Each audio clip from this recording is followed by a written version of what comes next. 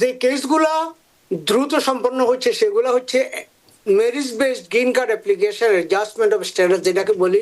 Second যেটা হচ্ছে citizenship application and 400 with ফি এবং উইদাউট ফি এবং উইথ এক্সাম এবং উইদাউট এক্সাম, ইভেন কি EB3 যেগুলো শ্রমজীবী কর্মজীবী মানুষের জন্য রয়েছে এমপ্লয়মেন্ট ক্যাটাগরি 3, সেটাও দ্রুত সম্পন্ন হচ্ছে। আজকের যে সুসংবাদ দিয়ে আমরা একটু শুরু করতে চেয়েছি, ইমিগ্রেশনের কেস প্রসেসিং এখন দ্রুত হচ্ছে। এক্ষেত্রে আপনার কাছে যে প্রশ্নটি আমি করতে চাই প্রথমেই, যে এই দ্রুত যে প্রসেসিং যেটা হচ্ছে এর পেছনে মূল কারণগুলো কি? এক, দুই হচ্ছে কোন ধরনের কেসগুলো, সেটা কি অ্যাসাইলাম, ফ্যামিলি বেসড নাকি এমপ্লয়মেন্ট বেসড, এই কোন ধরনের কেসগুলো এখন তুলনামূলক দ্রুত নিষ্পত্তি হচ্ছে জনাব N Majumdar? Thank you, Rana Bhai. Again, sorry for little bit delay, disruption. So, the কেসগুলা দ্রুত সম্পন্ন হচ্ছে সেগুলো হচ্ছে merit based green card application adjustment of status যেটাকে বলি। উইদিন 6 মান্থ পিটিশন নিষ্পত্তি হচ্ছে এবং আমরা পার্সোনালি প্রচুর পজিটিভ রেসপন্স পাচ্ছি। সেকেন্ড যেটা হচ্ছে সিটিজেনশিপ অ্যাপ্লিকেশন এন্ড 400 উইথ ফি এবং উইদাউট ফি এবং উইথ এক্সাম এবং উইদাউট এক্সাম, ভেরি দ্রুত। এবং আজকে আমাদের 3 জন মানুষ শপথ গ্রহণ করেছে উইদাউট ফি এবং উইদাউট এক্সাম। সো এটাও দ্রুত চলছে। থার্ড ক্যাটাগরি হচ্ছে NIW employment base 2 national interest weber, যাদের অ্যাডভান্স ডিগ্রি ডিপ্লোমা স্বদেশে এবং বিদেশে ন্যাশনাল লেভেলের অ্যাওয়ার্ড এবং অ্যাচিভমেন্ট আছে, তাদেরগুলা যেগুলো বিনা স্পন্সারে জাতীয় স্বার্থে গ্রিন কার্ড দেওয়া হয় সেগুলো দ্রুত প্রসেসিং হচ্ছে। ইভেন কি EB3 যেগুলো শ্রমজীবী কর্মজীবী মানুষের জন্য রয়েছে এমপ্লয়মেন্ট ক্যাটাগরি 3, সেটাও দ্রুত সম্পন্ন হচ্ছে। এখন কথা হলো কেন দ্রুত সম্পন্ন হচ্ছে, সেটাও আপনার কোশ্চেন ছিল কেন হচ্ছে এই জন্য। তাহলে এক্ষেত্রে আপনি অনেকগুলো কথা বললেন, ফ্যামিলি বেসড বললেন। ফ্যামিলি বেসড বলতে কি কি, মানে ফ্যামিলি বেসড অনেকগুলো ক্যাটাগরি আছে, এক্ষেত্রে যদি আপনার কাছে ফ্যামিলি বেসড আমি বলি না, এমপ্লয়মেন্ট বেসড বলছি। আচ্ছা, এমপ্লয়মেন্ট বেসড, আচ্ছা আচ্ছা।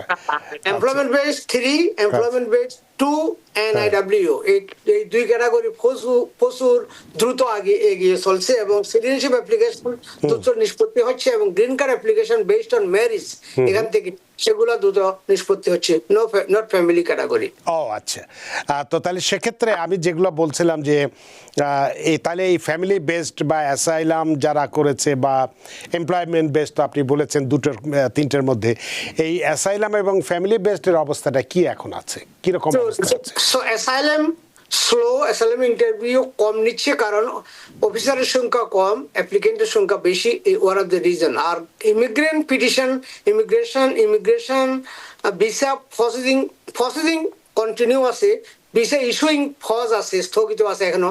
তবে দ্রুত এখনো পরীক্ষা চলছে। আপনার সিভিল ডকুমেন্ট, ফাইন্যান্সিয়াল ডকুমেন্ট নেওয়া হচ্ছে, DS-260 জমা দেওয়া হচ্ছে, মেডিকেল নেওয়া হচ্ছে এবং পিটিশনকে স্থগিত রাখা হচ্ছে। এই জন্য তারা খতিয়ে দেখবে যে লোকগুলো বাংলাদেশ থেকে বা থার্ড ওয়ার্ল্ড কান্ট্রি থেকে, ফার্স্ট কান্ট্রি সমূহ 78 কান্ট্রি থেকে আসছেন, ওরা যুক্তরাষ্ট্রের একটা হিসাবে দেখা যায় তাদের ওই সমস্ত দেশ থেকে আসা মানুষ সমূহ বেশিরভাগ পাবলিক লাইবিলিটি ছিল, জনগণের পাবলিক চার্জ গ্রহণ করেছে বেশি। সেক্ষেত্রে ভবিষ্যতে কিভাবে সেটা প্রতিরোধ করা যায় এবং যারা পাবলিক চার্জ হবে তাদেরকে কিভাবে না এনে বা কোনো কন্ডিশনে আনবে, কোনো প্রকার বন্ডের মাধ্যমে আনবে কিনা, এগুলো খতিয়ে দেখার জন্যই ফজ রাখা হচ্ছে। তবে আমি very much hopeful, mid term ইলেকশনের আগে তখন রিপাবলিকান দলীয় নীতি নির্ধারকেরা, তাদেরও ভোটের প্রয়োজন আছে, তারা একটা রাজনৈতিক স্থিতিশীলতা ফিরিয়ে আনার প্রয়োজন আছে। তারা হয়তো আমি very much hopeful mid term ইলেকশনের মাসখানেক বা 2 মাস আগে হলেও পরিস্থিতি স্বাভাবিক হবে, কারণ যুক্তরাষ্ট্রে প্রচুর জনসংখ্যার সংকট, বার্থ রেট স্লো, ইমিগ্রেশনে যে মিলিয়ন পিপল আসতো ইয়ারলি, ওই লোকগুলো আসতেছে না, বর্ডার বন্ধ থাকাতে সেখান দিয়েও লোক আসতেছে না। এর ফলে রেস্টুরেন্ট, বোদেগা, ছাপাখানা, বিভিন্ন রকমের কনস্ট্রাকশন ইন্ডাস্ট্রিতে লেবারের প্রচুর শর্ট আছে, ফার্মিং কমিউনিটিতে ফার্মার তো সংকট আছেই। এছাড়া ট্রান্সপোর্টেশন সিস্টেমে যেমন এক জায়গায় দেখেন কোনো জায়গায় লক্ষ লক্ষ আপেল রাস্তায় পড়ে আছে, সেটাকে বিভিন্ন সিটিতে নিয়ে আসার যে ট্রান্সপোর্টেশন সিস্টেম, ওই সিস্টেম স্থূল হয়ে আছে, কারণ দেখা গেল বর্তমান প্রশাসন একটা ড্রাইভারকেও ইংরেজি জানে কিনা, সে তার ফ্লুয়েন্সি আছে কিনা, তার সিটিজেনশিপ আছে কিনা, এগুলো খতিয়ে দেখছে। এই কারণে ওই ইন্ডাস্ট্রিতেও লোকের শর্ট আছে। সুতরাং এই সমস্ত মাথায় রেখে আমি আজকের শিরোনামের জন্য দিয়েছি ইমিগ্রেশনের শুভ দিন আসবে।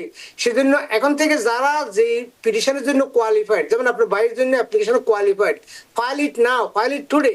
কারণ আপনি যদি 2-3 বছর অপেক্ষা করেন তখন শুরু করলে আবার 3 বছর পিছিয়ে যাবে।